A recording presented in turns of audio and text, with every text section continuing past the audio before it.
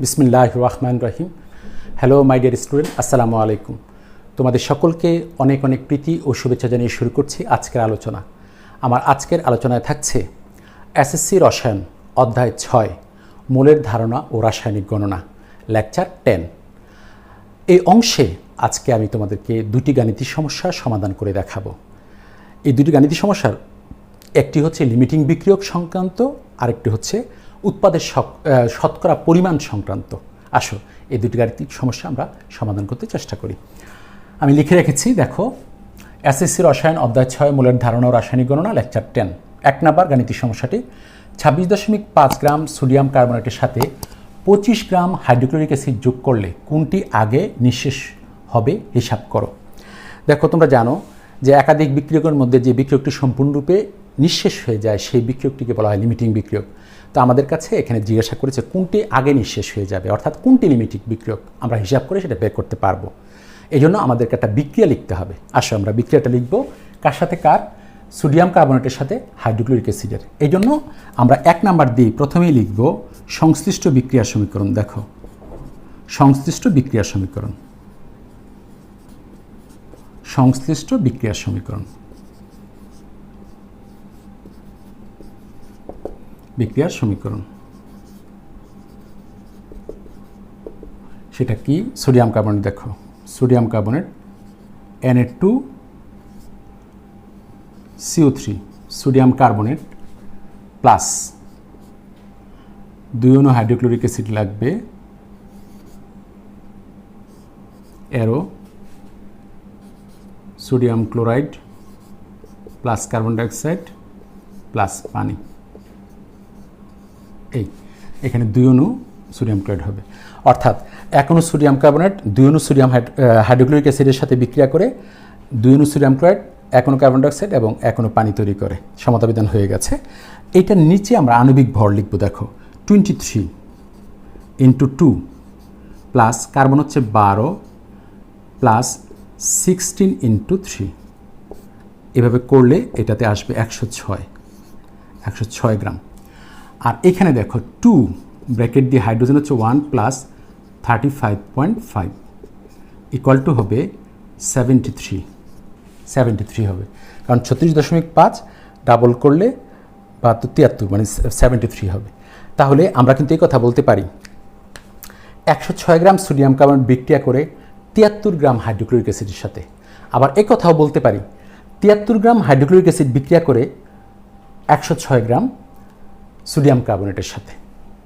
এখন আমি প্রথমে এরকম বলবো 106 গ্রাম সোডিয়াম কার্বনেট বিক্রিয়া করে 73 গ্রাম HCl এর সাথে।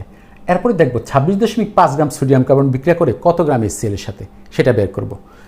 তাহলে তোমরা এটা লিখে রাখো। আচ্ছা, আমি একটু এই জায়গায় বের করছি। দেখো, আমরা লিখব 106 গ্রাম, এভাবে লিখব 106 গ্রাম সোডিয়াম কার্বনেট Na2CO3, এটা বিক্রিয়া থেকে আমরা দেখেছি। 106 গ্রাম সোডিয়াম কার্বনেট বিক্রিয়া করে 106 গ্রাম সোডিয়াম কার্বনেট বিক্রিয়া করে 73 গ্রাম HCl এর সাথে। অতএব 1 গ্রাম সোডিয়াম কার্বনেট বিক্রিয়া করে, জাস্ট এখানে 73 ডিভাইড বাই 106 গ্রাম HCl এর সাথে। এরপর দেখো, অতএব সোডিয়াম কার্বনেট কিন্তু আছে 26.5 গ্রাম, এখানে লিখব 26.5 গ্রাম সোডিয়াম কার্বনেট Na2CO3 বিক্রিয়া করে এরকম হবে 73 × 26.5 আর নিচে হবে 106 গ্রাম HCl এর সাথে। এই যে এখন তোমরা ক্যালকুলেটর দিয়ে হিসাব নিকাশ করবে। আমি হিসাব নিকাশ করে রেখেছি ক্যালকুলেটর দিয়ে। হিসাব করার পর যেটা পাওয়া যায় সেটা হচ্ছে 18.25। এটা মান আসে 18.25। আমি একটু মুছে ফেলবো। 18.25 দেখো 18.25 আমি তবু ছোট করে এখানে লিখি ইকুয়াল টু হচ্ছে 18.25 গ্রাম। লক্ষ্য করো হিসাব করার পর আমি দেখতে পেলাম 18.25 গ্রাম হাইড্রোক্লোরিক অ্যাসিডের সাথে বিক্রিয়া করে।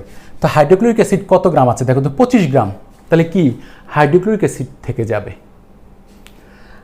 আমাদের 26.5 গ্রাম সোডিয়াম কার্বনেট মাত্র 18.25 গ্রাম হাইড্রোক্লোরিক অ্যাসিডের সাথে বিক্রিয়া করতে পারে, কিন্তু হাইড্রোক্লোরিক অ্যাসিড দেওয়া আছে 25 গ্রাম, তাহলে তো বাকিটা তো থেকেই যাবে। কিন্তু সোডিয়াম কার্বনেটের একটু থাকবে না, সোডিয়াম কার্বনেট 26.5 গ্রামে বিক্রিয়া করে ফেলবে। তাহলে দেখা যাচ্ছে কি সোডিয়াম কার্বনেট লিমিটিং বিক্রিয়ক, ওর শেষ হয়ে যাবে সব, কিন্তু হাইড্রোক্লোরিক অ্যাসিড থেকে যাবে, এটা অতিরিক্ত বিক্রিয়ক। তো এখন এটা আমরা লিখবো, রেজাল্ট পেয়ে গেছি 18.25। এবার কি লিখবো দেখো, কি লিখবো দেখো, এই জায়গাটা লিখবো এইভাবে 26.5 গ্রাম সোডিয়াম কার্বনেট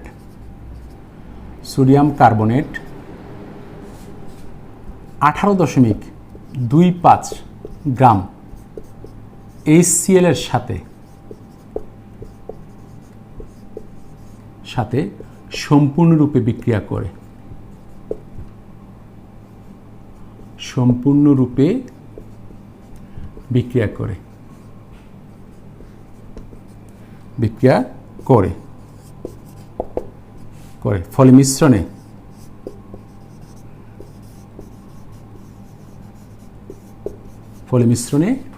25 বিয়োগ 18.25 গ্রাম HCl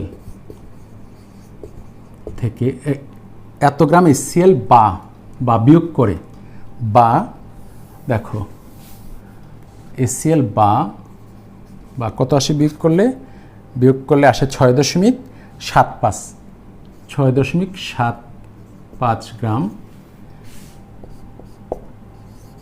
HCl থেকে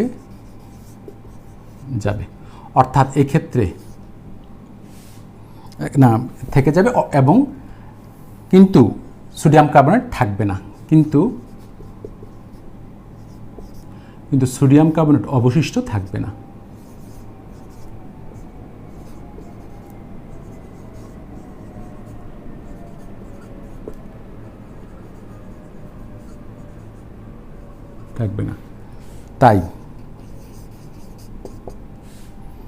তাই এটি লিমিটিং বিক্রিয়ক।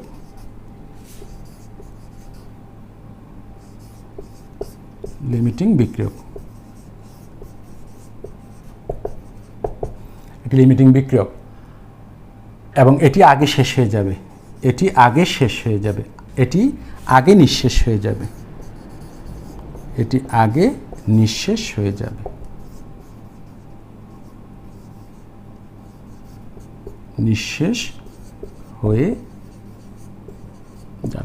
এই যে এটি আগে নিঃশেষ হয়ে যাবে।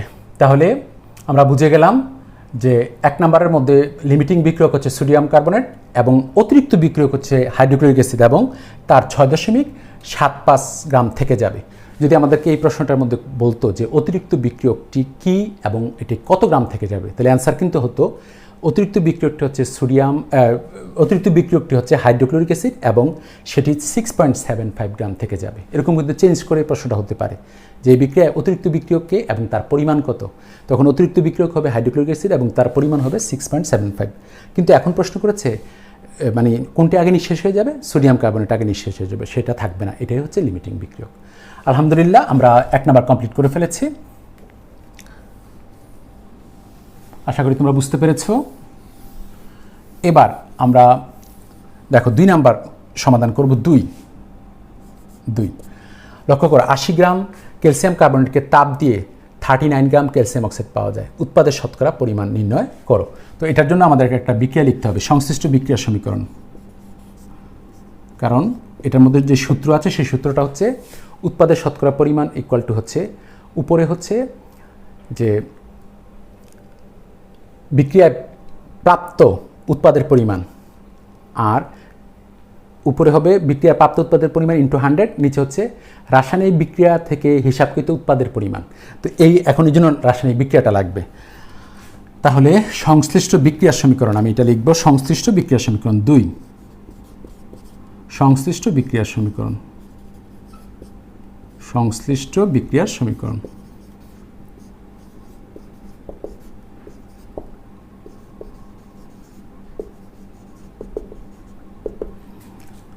সংশ্লিষ্ট বিক্রিয়ার সমীকরণ লিখছি। ক্যালসিয়াম কার্বনেট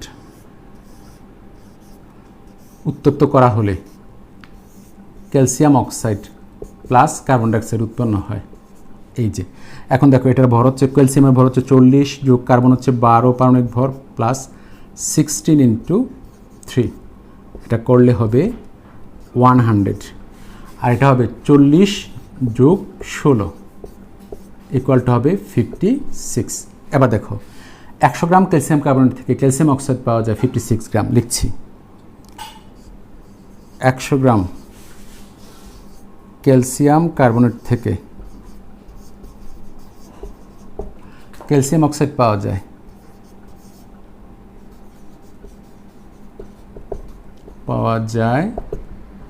56 গ্রাম।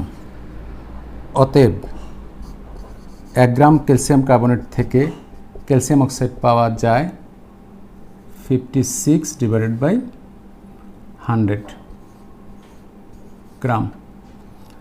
অতএব এখন দেখো এই যে 80 গ্রাম ক্যালসিয়াম কার্বনেট, লক্ষ্য করো 80 গ্রাম ক্যালসিয়াম কার্বনেট, এখানে হচ্ছে 80 গ্রাম ক্যালসিয়াম কার্বনেট ক্যালসিয়াম অক্সাইড পাওয়া যায়, এখানে হবে 56 ইন্টু 80, নিচে হচ্ছে 100, এত গ্রাম ইকুয়াল টু হচ্ছে কত পাচ্ছি, এটা করা হলে এটা পাওয়া যায় 44.8, 44.8 গ্রাম, 44.8 গ্রাম।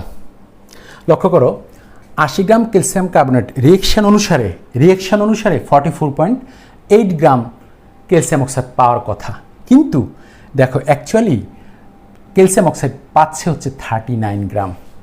কেন এরকম হয়? কারণ এই যে ক্যালসিয়াম কার্বনেট এটা কিন্তু অবিশুদ্ধ, এই জন্য কম পরিমাণ ক্যালসিয়াম অক্সাইড পাওয়া যাচ্ছে। আর এইটা হচ্ছে কি, এটা যদি 100% বিশুদ্ধ হয় তাহলে এমন হবে যে 44.8 গ্রাম হবে। তো আমরা রাসায়নিক বিক্রিয়া থেকে হিসাব করে ফেলেছি, তোমরা আশা করি লিখে নিয়েছ 44.8 গ্রাম। আমি মুছে ফেলবো 44.8 গ্রাম, মুছে ফেললাম। এবার আমি লিখব উৎপাদের শতকরা পরিমাণ, উৎপাদের শতকরা পরিমাণ, দেখো উৎপাদের শতকরা পরিমাণ, উৎপাদের শতকরা পরিমাণ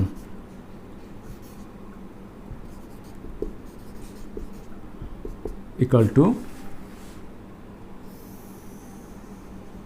দেখো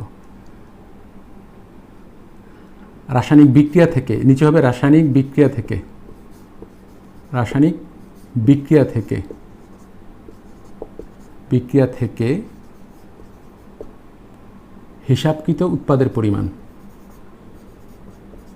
হিসাবকৃত উৎপাদের পরিমাণ,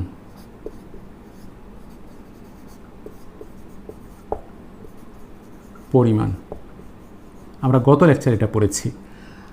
আর উপরে হচ্ছে বিক্রিয়ায় প্রাপ্ত উৎপাদের পরিমাণ। দেখো এখানে লেখা আছে এত 9 গ্রাম, দেখো তাপ দিয়ে এত গ্রাম ক্যালসিয়াম অক্সাইড পাওয়া যায়। আমরা লিখব বিক্রিয়ায় প্রাপ্ত উৎপাদের পরিমাণ, বিক্রিয়ায় প্রাপ্ত উৎপাদের পরিমাণ, উৎপাদের পরিমাণ,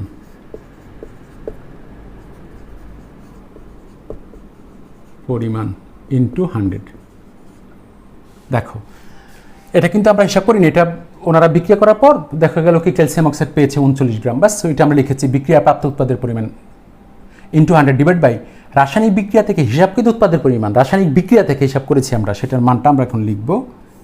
এই যে সে মানটা হচ্ছে 44.8 আমরা বের করেছি একটু আগে। আর বিক্রিয়ায় প্রাপ্ত উৎপাদের পরিমাণ হচ্ছে এই যে 39 ইন্টু এখানে হবে 100, এই জায়গায় পার্সেন্ট, ইকুয়াল টু রেজাল্টটা আসে 87 পয়েন্ট, দেখো ইকুয়াল টু হচ্ছে 87.05%, 05%, এই যে 87.05%, 87.05%। তাহলে উৎপাদের শতকরা পরিমাণ হচ্ছে 87.05%। সহজ অঙ্ক, আশা করি তোমরা বুঝতে পেরেছো। তাহলে আমাদের প্রথমটা ছিল লিমিটিং বিক্রিয়ক সংক্রান্ত, আর দ্বিতীয়টা হচ্ছে উৎপাদের শতকরা পরিমাণ নির্ণয় সংক্রান্ত। আমরা দুটি করলাম, আশা করি তোমরা বুঝতে পেরেছো। আলহামদুলিল্লাহ, আজকে এই পর্যন্ত থাকবে। ইনশাআল্লাহ দেখা হবে পরবর্তী ভিডিওতে। আমি পরবর্তী ভিডিওতে আরও গুরুত্বপূর্ণ গাণিতিক সমস্যা নিয়ে তোমাদের সামনে উপস্থিত হব। সে পর্যন্ত ভালো থেকো, সুস্থ থেকো। আল্লাহ হাফিজ, ফি আমানিল্লাহ। ধন্যবাদ সকলকে।